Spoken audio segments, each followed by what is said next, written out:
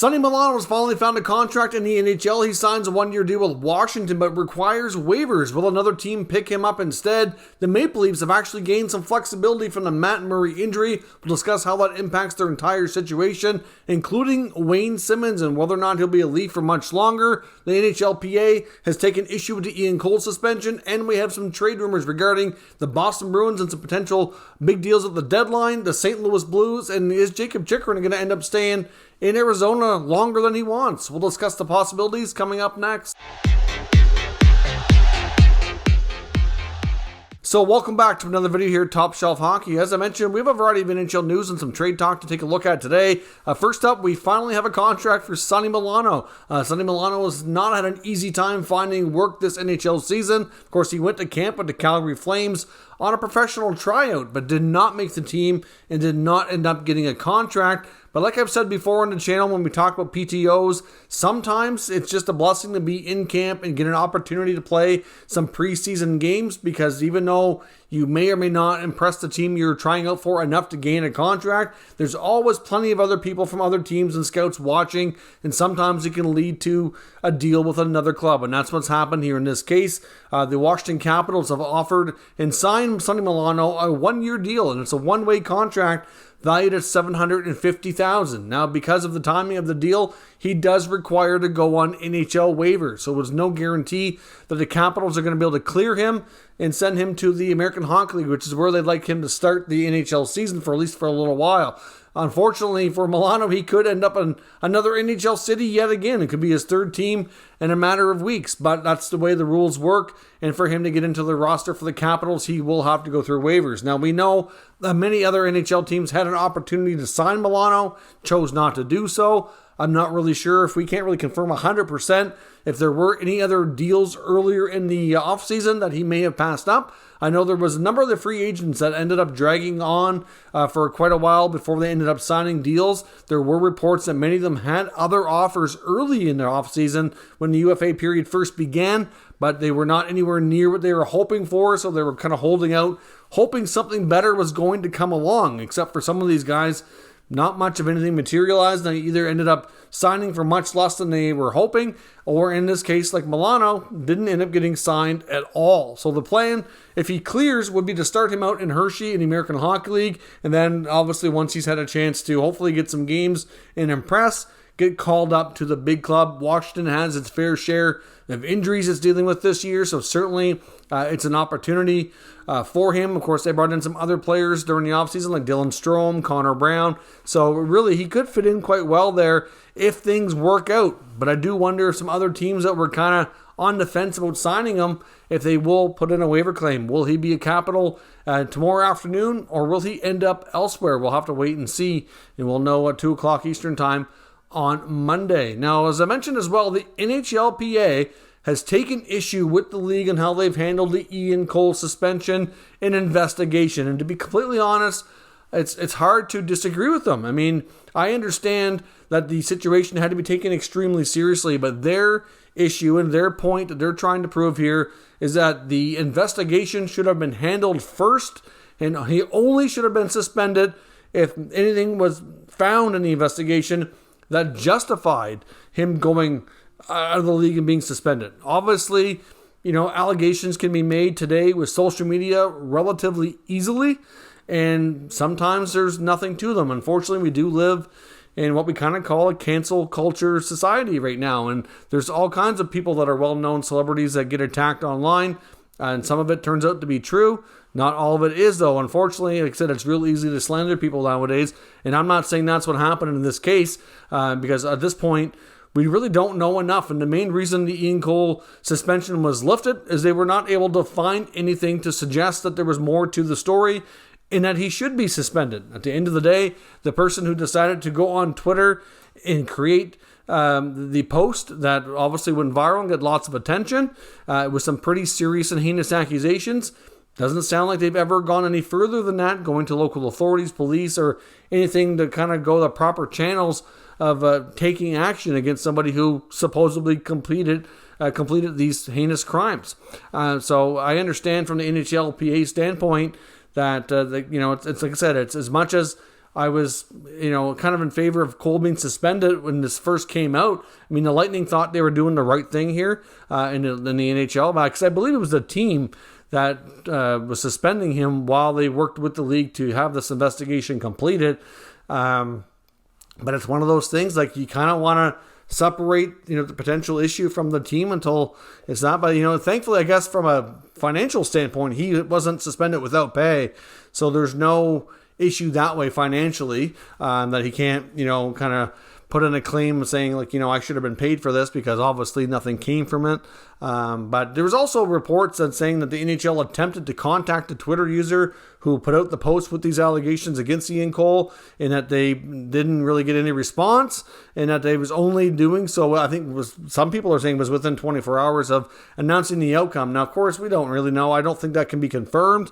But at the same time, it just seems like this person went on Twitter, put this post, which obviously got tons of attention, obviously caused a ruckus here. And obviously it's a very serious thing. You have to take these things seriously. The NHL and, anybody had the right to investigate it for sure, because he's accused of some pretty heinous things. But I guess, the NHLPA say that, you should be innocent until proven guilty, right? So, investigate it. If it looks like there's something to it, then you can suspend the player. But we'll see. I'm not sure if anything's going to come from this, but I know the NHLPA is definitely making sure that its opinions are known, and that they'd like to see the NHL handle this type of situation, should it arise again in the future, differently. So we'll see if they do or what comes from that. Now, of course, before we go further in the video, just a quick reminder of our partnership with Fanatics. We have all kinds of great NHL official merchandise available. There is an affiliate link down below in the pinned comment, so certainly consider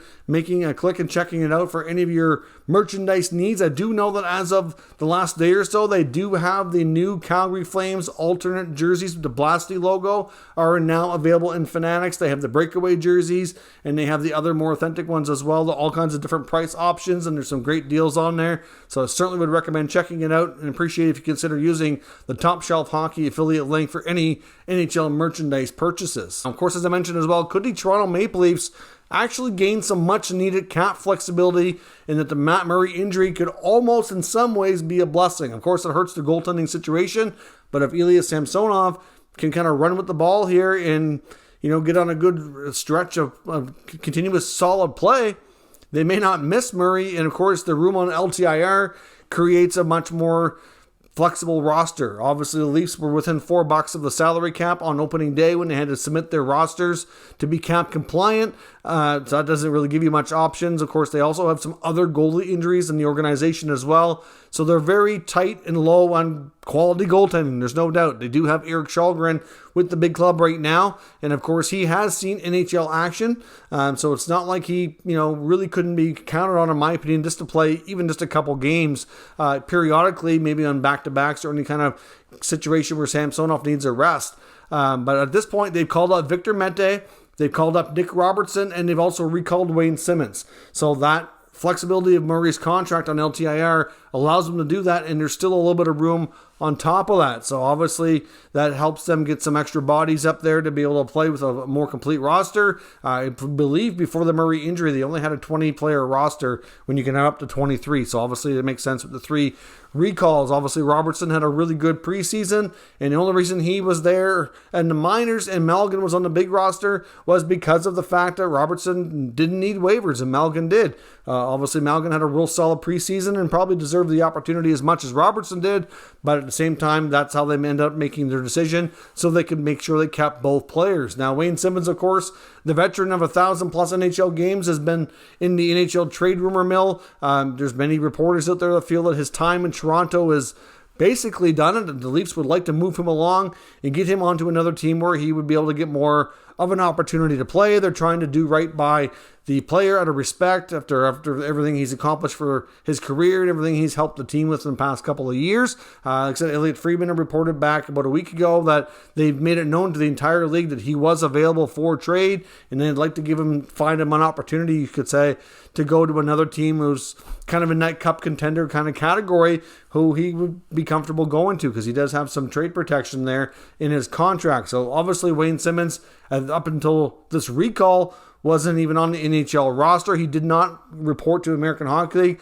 I don't even think they asked him to do that. That wasn't much of an issue. They interviewed him. I saw an interview on Sportsnet today where he was basically said, in his opinion, he feels the Leafs are the best situation for him and that he's going to continue to help the team and work out and stay ready and wait for his chance and his opportunity. It's just that simple. Doesn't really sound like he has any intentions of wanting to go anywheres. He made it clear that at this stage of his career, he absolutely wants to win, and that's what he's kind of still playing for a chance at the Stanley Cup. So we'll see if Wayne Simmonds remains at Leafs much longer. Obviously, for right now, while they're dealing with a few injuries and able to get some call-ups, they'll keep him on the NHL roster, and they'll probably, I'm not sure if they're going to work him into the lineup or how quickly that's going to happen, but certainly I do still think it's fair to say his days are numbered. But if he can get a chance to play and make some good impressions, maybe his stay with Toronto will be extended a little bit further. Now, also on Saturday night on the 32 Thoughts segment, which returned for the first time for the NHL season, Jeff Marek and Elliotte Friedman talked about a number of other issues, including Jacob Chychrun. Friedman goes on to say that Chychrun, of course, has been mentioned in the trade rumor mill now for quite some time. Started last season when the reports first surfaced. It was a case of the Coyotes wanting to trade Chychrun because they saw good value to get good assets for the future. And then it became a bit of a different story with a kind of flippant, with Chychrun really not wanting to be there anymore, was totally okay with being traded, and now seems to be putting the pressure on them to get a deal done because he doesn't really seem like he wants to be there anymore. He's made it known publicly with his own comments that he would like to be dealt and would like to move on, but of course he has to wait and be a good teammate until that happens. Now, he started the season banged up a bit and dealing with still recovering from some off-season injuries. At this point, Jacob Chychrun has not even played a game or even really practiced with the team, missing training camp. Now, apparently he's scheduled to join the Coyotes sometime this week and start skating with them, although at this point there's still no clear timetable on when he might be able to play a game. Elliotte Friedman also reports that as far as him getting dealt to the Ottawa Senators, which has been the main prominent team mentioned in the rumor mill trying to get the defenseman onto their club, that as of right now he has sources that say, as of today at least, that there's no clear path to a trade to help this team get this trade completed. That right now, there's just no way to do it. That tells us one thing, is that the price is not coming down fast enough for Ottawa to really consider making this deal. I still think they have heavy interest in the player. It makes a lot of sense, but they're not going to give up their entire future to make it happen. Their blue line could certainly use some improvements, there's no doubt, but I don't know that it's really worth jeopardizing their future after everything they've been building on here in the last number of years. Now, I know they've started the season with 2 losses on the road, but they were really close games, and I'm not really sure that you would want to make a knee-jerk reaction kind of trade here. I mean, you could say that each game they did have a few minutes of a defensive lapse, which caused them to lose. Ultimately, their offense, I think, is still trying to find their way because of all the changes that they had on the offseason. Giroux, DeBrincat, they got the centers changed up. Like, there are lots of good plays, lots of good opportunities. They're just not burying them at the same rate you would expect just yet, but it's only 2 games. And it's early. There was a flu bug going through the team at the end of the preseason. Like, it's really nothing to worry about offensively speaking. That's going to come. But defensively, for the most part, they've been really good, greatly improved. Anton Forsberg's been good, but the team defensively, like I said, in each game, they just had a few-minute stretch where they had a bit of a defensive collapse. And it's that the team is still at that point where they're only getting 50 to 55 solid defensive minutes, and that sometimes can be all it takes to lose a game. So will they make this deal eventually? I think they'd like to, but they're not going to be moving forward, and there's no path right now with the current asking price. So we'll see if Arizona brings down their value here in Chychrun. But I do wonder, can't help but wonder, is Chychrun dragging on making his return, trying to lower his value, thinking Arizona might lower the price just to get himself out of there? I really don't know if there's any strategy involved in this or not. I'd like to think there isn't, but it just makes you wonder, considering how things have been going on in that state. When is it ever going to come to a close and get a trade completed? Now, on to the Bruins. There's reports of Boston Hockey Now suggesting that we could see a defenseman trade soon and maybe another one later in the season. Of course, once Matt Grzelcyk makes the return to action sometime next month is what is expected at this point, that they're going to have more than enough left-hand defensemen, likely up to 5 on the roster, depending on how, of course, assuming everybody else stays healthy in the short term here. Mike Riley seems to be the most likely defenseman to be moved out, considering he's already been placed on waivers and he did clear, depending on how many games played. he gets, or the time frame he may end up on waivers again, it's hard to say.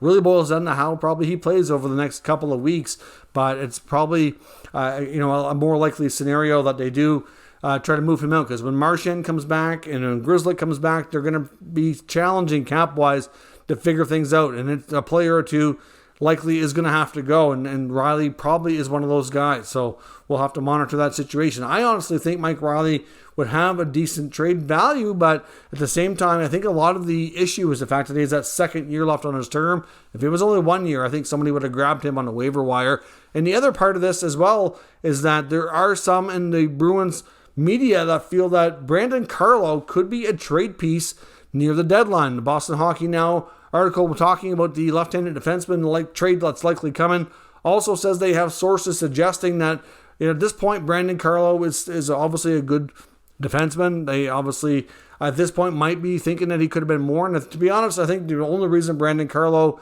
isn't even better and even more valued than what he is because of the injuries that he's dealt with. He's had a lot, including some concussions, which obviously does make a difference in one's play and in one's ability. So I do have to think that, I'm not saying that the Bruins have soured on Carlo at all, but I do think that based on what the reports here indicate, is that if the Bruins are in it at the deadline and they want to make a big splash for a big move at the trade deadline to go for it in the playoffs, because I honestly think that if they're in it, I do expect them to make this kind of a deal, whether it's Carlo or somebody else to go. I do think that with Bergeron and Krejci on one-year deals, given where this team is at with the salary cap and all the veterans that they have, an older team, I can totally see them trying to win with this group one last time. And maybe Carlo's the guy to land that big fish for them at the deadline. It's hard to say what direction they'd go. Maybe it's a top six forward. Hard to say. But can you imagine Carlo being used as trade bait at the deadline to give this team a push? It's hard to imagine, given probably fair to say the lack of depth on the right side of the blue line too. But we'll have to see where things go. Now, the St. Louis Blues, we know that they're in a tight cap situation, and they have two major pending UFAs of Vladimir Tarasenko and Captain Ryan O'Reilly. I am sure they're both going to gain enough attention throughout the season and questions about their future. That always happens when players are on expiring contracts. Jeremy Rutherford, though, the Athletic, made a prediction that I thought was quite a bit different than my original thinking of how things are going to go, and it just seems interesting, and I want to talk about it here. So he predicts that there's a better likelihood that the Blues re-sign Tarasenko and that we see Ryan O'Reilly moved on. I personally think it was more likely that O'Reilly re-signs and that Tarasenko leaves. We know Tarasenko has wanted out of St. Louis for a couple of years. We've never really been able to confirm that he rescinded his trade request. I think it's fair to say that after talking about it for, with enough teams, that there was not a deal to be made last summer or even before with the expansion draft. I know he was available to Seattle. It never happened. The Blues didn't have other trade talks with other teams. Never fully materialized. Armstrong was obviously a little gun shy because he wasn't getting the offers he thought was fair for his, former 30 goal scorer. But after coming back last year and proving that he's healthy and his shoulder's in good shape and he can still score at a high level, you have to think there'd be lots of interest. And really, for a player who had major issue with how they handled his health and surgeries with his shoulder and wanted out, can you really see him re-signing? Even if they want to, will he want to, is the next question. I honestly not so sure, but can you imagine a scenario that the Blues maybe even consider trading Ryan O'Reilly? And here's the only reason I would say that, maybe it's possible, because we've seen Doug Armstrong do things before. We've seen, obviously, him lose Alex Pietrangelo in free agency. We've seen him trade Paul Stastny when he was there a number of years back. Right at the playoffs, at the deadline, they were going to be a playoff team, but he didn't think they were a cup contender. So instead of losing Stastny as a free agent, he traded him. And it was surprising. And he also traded him to a division rival too. It's not something that you would expect. But at this point, if their careers, given where the cap situation is, it's probably pretty likely that Tarasenko and O'Reilly are not both St. Louis Blues next year. And the other thing too is we've seen Armstrong not be afraid to part with their captain or other veteran players. Like they lost Petro, they lost David Perron. The other thing here as well is they have Robert Thomas. They just signed to a long-term deal. He's the future top center of this team. You've got Braden Shen, who can easily be a top six center as well. Do they want to have, O'Reilly under contract and have one of these top centers getting paid to be on the third line? it's debatable. It's tough in a cap world. And I do wonder if, will we see an O'Reilly trade, though, is the big question. To be honest, I'm not so sure. It really boils down to, I think, where the Blues are at this year. If they feel they're a contender, then I don't think we'll see a trade. If they're either, for some reason, looking like they're not going to make the playoffs and things have not gone well, or Armstrong doesn't believe that they're cup contenders, then maybe. But it'd be an interesting scenario to watch and see if we do get any movement in St. Louis this season. So let me know your thoughts on everything discussed here today down in the comments, and we'll discuss further. If you're new to the channel, make sure you subscribe and stick around. We'll keep you up to date with the latest news, rumors, and analysis on all 32 NHL teams. Thank you for watching, and I'll catch you next time.